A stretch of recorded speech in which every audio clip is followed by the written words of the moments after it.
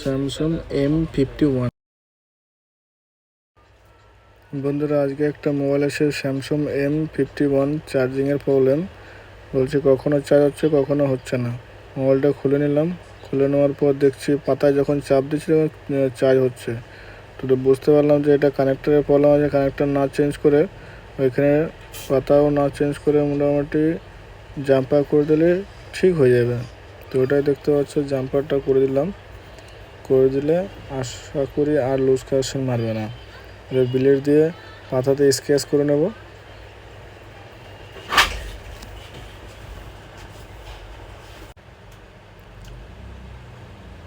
Scratch করে নিচ্ছে। Scratch করার পর জাম্পার করে দেব।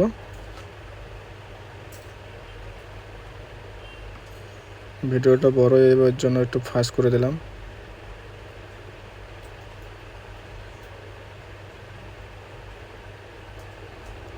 চেক করব।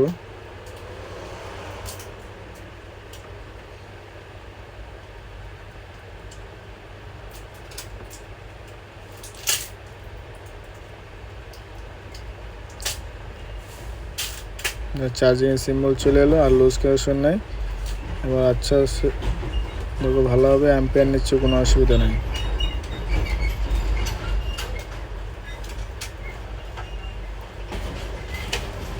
চার্জিংয়ের সিম্বল চলে এসছে।